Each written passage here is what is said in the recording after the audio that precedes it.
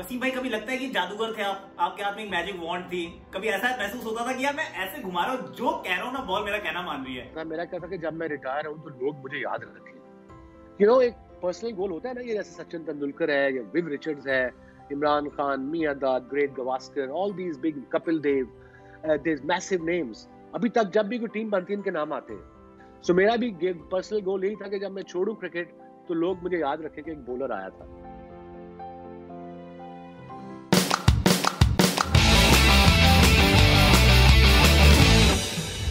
अच्छा वसीम भाई, ये बताएं कि क्या कहते हैं, हमारे मुल्कों में कहते हैं कि ना पता नहीं होता कब जाना है। ये जाने का बड़ा मुश्किल होता है कि कब when you hang your boots and you से यार आई एम डन यार। जो जितना बड़ा प्लेयर होता है उसके लिए उतना ही मुश्किल हो जाता है कि यार पता ही नहीं होता, क्योंकि लगता है कि you can still turn it around. When did you realise कि नहीं यार वसीम, अब बस हो गया, अब नहीं खेलना, अब नहीं हो रही? देखो, मुश्किल डिसीजन तो है, नो डाउट। किसी भी स्पोर्ट्स में रिटायर होना, स्पेशली टॉप प्लेयर के लिए, it is tough, but time है हर चीज का। मेरे लिए तो पाकिस्तानी क्रिकेट बोर्ड ने बड़ी आसान कर दी थी ना जिंदगी, मेरी डिसीजन मेकिंग ड्रॉप कर दिया मुझे। Every day was a pain going to the game, I wasn't enjoying it and I thought that's a sign. I spoke to my late wife, वो पाकिस्तान में थी। उसने कहा, वसीम अगर तेरा दिल नहीं कर रहा ना, अगर तू रोज कर्स कर रहा है अपने आप को, so it means it's time to go. तो तब मैंने एक छोटे से कमरे होटल में फोर्टे पोस्ट हाउस में बैठ के रिटायरमेंट अनाउंस कर दी थी। So that was it. No regrets. Wasim bhai then moved on as a mentor, yes, and you mentored quite a few. You come to India, Kolkata night Riders के साथ आप काम करते हैं, आप PSL में भी काम कर रहे हो, बहुत सारे बॉलर्स को आप मेंटोर करते हो। अभी कल भी आपने अपना सेशन लिया है बॉलर्स के साथ। क्या सिखाते हो, क्या बताते हो? कि मतलब क्योंकि बहुत लोगों के साथ ये मुश्किल होता है, अब नाम नहीं लूंगा, लेकिन वो ये तो जानते हैं कैसे करना है, लेकिन ये बता नहीं सकते। खुद कर सकते हैं लेकिन बताना बड़ा मुश्किल काम होता है कई लोगों के लिए। आपने हमेशा बताना भी पॉसिबल बनाया। How did you do that and what do you tell the guys? That's a very valid question. Explain करना वाकई ही मुश्किल है। यू आर राइट, कई लोगों से नहीं होता एक्सप्लेन करना। बड़े ग्रेट्स ऑफ द गेम है जिन्हें एक्सप्लेन करना नहीं आता। सो उसका भी एक आर्ट है कि किस लड़के को मैंने, किस साइकोलॉजी उसकी क्या है, उसका माइंडसेट क्या है, उसके मुताबिक उसको बताना है। एकदम ज्यादा इंफॉर्मेशन भी नहीं दे देनी। सो मैं क्या करता हूँ, मैं उनसे कहता हूँ कि तुम मेरे से क्वेश्चन पूछो। मैं शामी को कहता था तू मेरे से पूछ, मैं कुलदीप को कहता था आप मेरे से पूछो, ये सिनारियो है, क्या करना है, 2 छक्के पड़ गए हैं एज अ स्पिनर में, तो मैंने कम बैक कैसे करना है, विकेट लेने जाना है। T20 में बॉलर वो कामयाब है जो विकेट लेने जाता है। तो मैं उनको बॉलिंग एक्शन वगैरह की लेंथ की तो बात करता ही हूँ, बट मोस्टली टॉक अबाउट कि बैट्समैन को फॉक्स आउट कैसे करना है। अगर T20 के लास्ट 4 ओवर 4 में से 2 तुमने करने हैं, तो हर बॉल में जहां भागने से पहले तुम्हारे ज़हन में 3 प्लान होने चाहिए। Plan A, plan B, plan C. वो हटेगा मैंने क्या करना है, वो स्लैप करेगा क्या करना है, वो चार्ज करेगा मैंने क्या करना है। सो तीनों के लिए एक एक प्लान होना चाहिए कि हटा तो मैं ये करूंगा, क्रॉस गया तो मैं ये करूंगा, चार्ज किया तो मैं ये करूंगा। अगर आप एक प्लान लेके भागोगे तो मोस्टली चांसेस है कि आपको फड़कास पड़ेगी।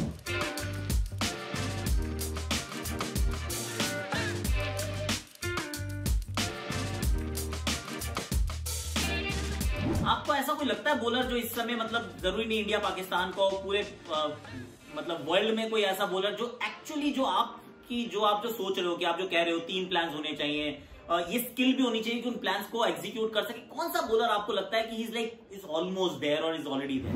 देखो, टेस्ट मैचेस में अगर नाम लो तो Anderson definitely there, almostly he is there. 550 पौने 600 विकेटें हो गई है उसकी। ठीक है, उसकी पेस थोड़ी गिर गई है, बट इंग्लैंड में भी अनप्लेबल है, बिकॉज स्विंग वो दोनों तरफ करता है और नए गेंद से करता है।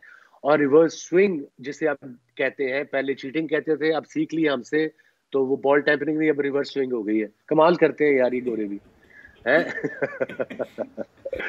और वो भी बॉल छुपा के आता है, वो भी सिखाया उसको, सो मेरे ख्याल में वो एक कंप्लीट बॉलर है आजकल क्रिकेट में। जो फ्यूचर में देख रहा हूँ, Bumrah is there, Shami is there, Pakistan से Shaheen Shah Afridi is there, these guys, Australia से पैट कमिंस, मिचेल स्टार्क।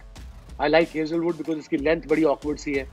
अब पता नहीं वो इन विकेटों पे कैसी बॉलिंग करता है, मगर ऑस्ट्रेलियन इंग्लैंड विकेटों पे वो डेंजरस है हेजलवुड। बट इनके गोल क्या होने चाहिए कि कम से कम 400 से 500, 400 मैंने टेस्ट विकेट लेनी है।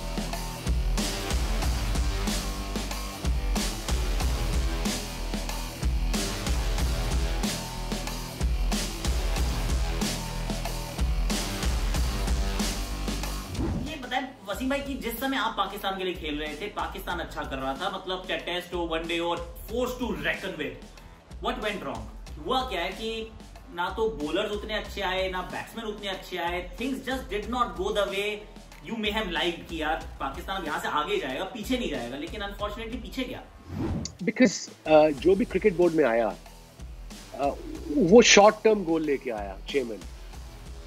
शॉर्ट टर्म गोल से मुराद उसका टेन्योर है तो उस टेन्योर में चीजें अच्छी हो जाए। फर्स्ट क्लास स्ट्रक्चर ठीक नहीं किया, वही जो पिछले 30 साल से हो रही वही कर रहे थे वो।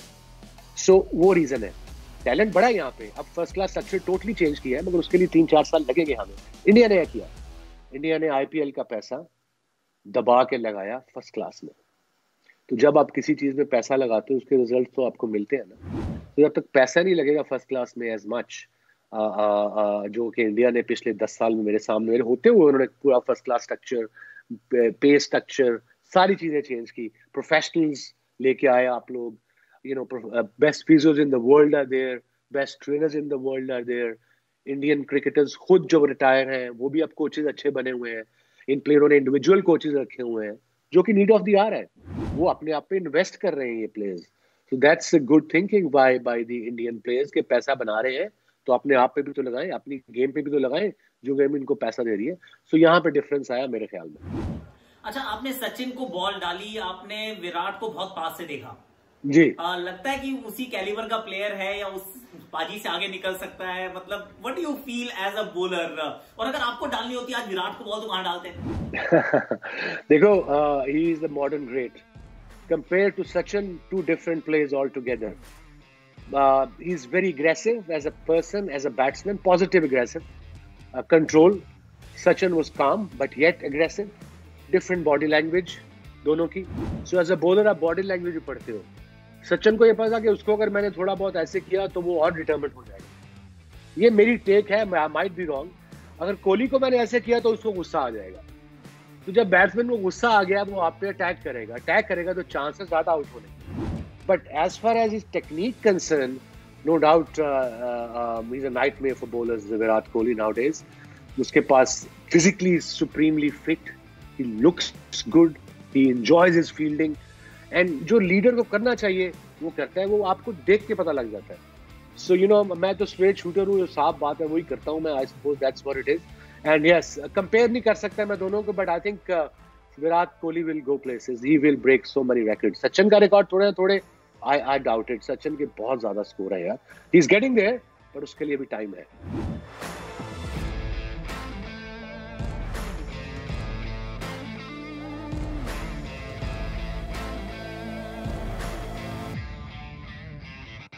अच्छा, बाबर को कहाँ आप रेट करते हो? कि बाबर को अब मतलब अगर रैंकिंग में देखें तो बाबर इज ऑलमोस्ट देयर, वो टॉप 4 में, जो कहते हैं फैक्ट 4 में एक कहते हैं भाई मेरा नाम डाल दो यार। उनसे ज्यादा रन एक्चुअली एक वर्ल्ड कप के एडिशन में पाकिस्तान के किसी खिलाड़ी ने नहीं बनाए। उन्होंने ये वाले 2019 में काम कर दिखाया।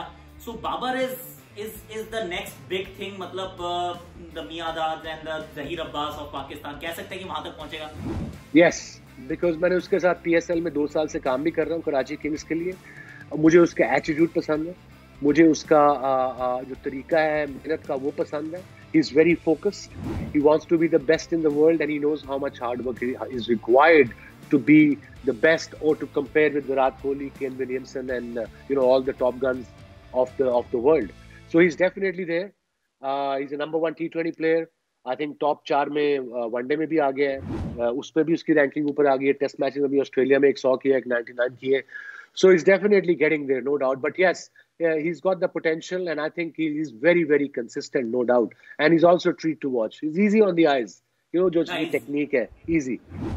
He's brilliant. He's very, very good. और अगर पाकिस्तान से the next big fast bowler, भाई जो वर्ल्ड में बहुत नाम कमाने वाला है, who are you backing? आपका घोड़ा कौन सा है? Yeah, I like Shaheen Shah Afridi. The left-armer is 6'5". He swings the ball. He's tall. He's got pace. He's young. He's only 19, 20, and we have this young sensation. हमारी fast bowling actually अब अच्छी हो रही है। ये नया लड़का Naseem Shah, who's 150 kilometers, he's actually quick. वो जब देखते हो नेट में किसी को जो बॉल ऐसे करके गुजर जाता है ना, वो वैसा तेज है वो।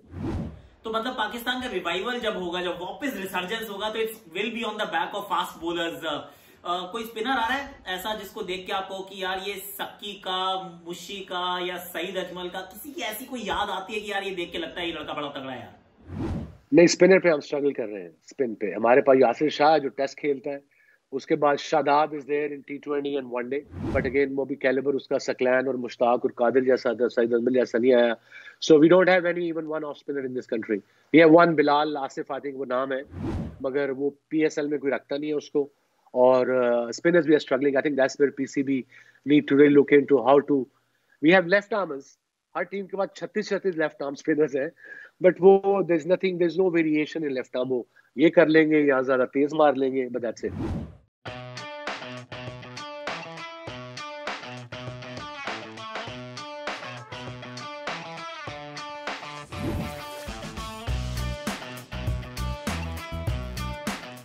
अच्छा, मैं आपसे ना आपको 2-3 पैक फोटो दिखाने वाला हूं और आपकी यादें ताजा करना चाह रहा हूं। आपकी इंस्टाग्राम से उठाई हैं और मैं आपको दिखा रहा हूं। एक ये पिक्चर, ये स्पोर्ट्स स्टार की हुआ है।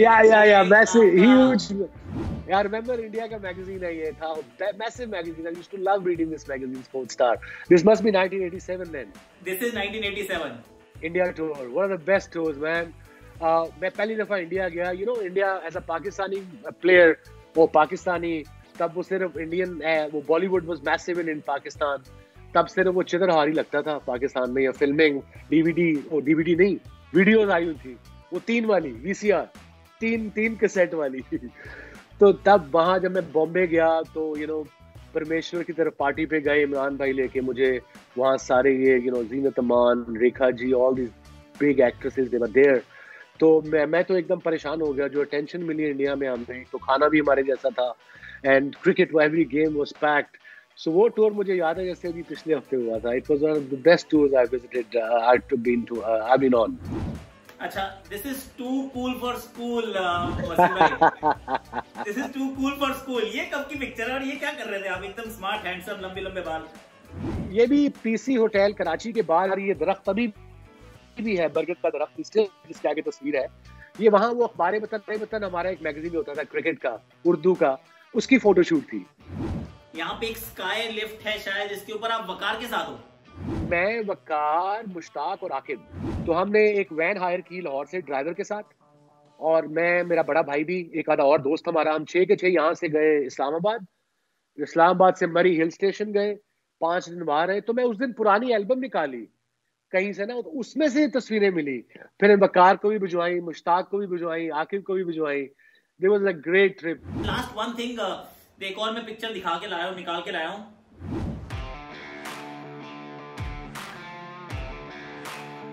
ये 1987 से पहले मैं इमरान ने एक दूसरे को ना, तब वो मशीनें तो होती नहीं थी, वेट्स, हैमस्ट्रिंग को जो आप स्ट्रॉन्ग करते हो ना वेट्स पे जाके लेट के, तो ये था कि एक दूसरे का, हम पहले मैं करता था स्किपर को, उनका पीछे से पाँव पकड़ा, वो अपनी टांग को ऊपर करते थे हैमस्ट्रिंग के लिए, तो ये उनकी बारी थी। तो पहले उनको कर चुका था, तो ये स्किपर की बारी थी, तो वो मेरा कर रहे थे, हैमस्ट्रिंग स्ट्रेंथ कर रहे थे। आई स्वेयर, बड़ी जबरदस्त तस्वीरें निकाल के रखी है ये। Fantastic. Do you miss those days? I believe हर चीज का टाइम होता है, बट वो दिन या मिस तो नहीं करता, बट वो दिन मुझे बड़ी अच्छी मेमोरीज में याद है। मेमोरीज जबरदस्त है, वापस तो जा नहीं सकते। अच्छा, आप सिर्फ एक लास्ट सवाल है, प्रॉमिस, पक्का प्रॉमिस। ब्रॉडकास्टर या फिर कोच, मतलब कोच, मेंटोर या broadcaster, what is closer to your heart? क्योंकि आप दोनों काम अच्छा करते हो। Broadcasting is less pressure. If you are working for Star, then you have to really work your butt off. अगर मुझे कि ब्रॉडकास्टिंग से किसी ने भगाया है, तो वो स्टार स्पोर्ट्स ने भगाया है पिछले आखिरी 2 साल में। हर लैंग्वेज में करा दी है। मुझे शुक्र है मुझे बंगाली नहीं आती, उसमें भी करा देते वो। आप 2-4 साल और रह जाते इंडिया में, मराठी सिखा देते आपको। अच्छी मराठी सीख नहीं पाई जानी थी बॉम्बे में रह के यार। नहीं, बट क्या ब्रॉडकास्टिंग में there is no pressure. Coaching में उतना ही प्रेशर है जितना खेलने में है। वही जिस्म गर्म हो रहा होता है, कान गर्म हो रहे होते हैं, हार्ट बीट तेज हो रही होती है, मुंह खुश्क हो रहा होता है। ब्रॉडकास्टिंग में ये नहीं है। पता है, अपना काम किया, जो जीता वो हारा, वेल डन, गुड लक, अपना काम किया, घर चले गए। So I would prefer broadcasting any day. चलो, thank you so much Wasim भाई, wonderful talking to you, and hopefully मुलाकात जल्दी होगी कहीं ना कहीं। इंशाल्लाह। I am sure we end up meeting. I miss you actually. आप ब्रॉडकास्टिंग में आते ना, मजा बड़ा आता था।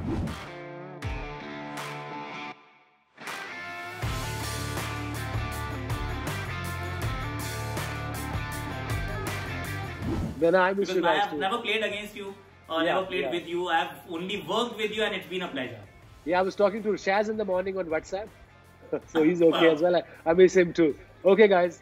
Okay, Akash. Thank you so much. Thanks, Wasim bhai. Thank you. Khuda Hafiz.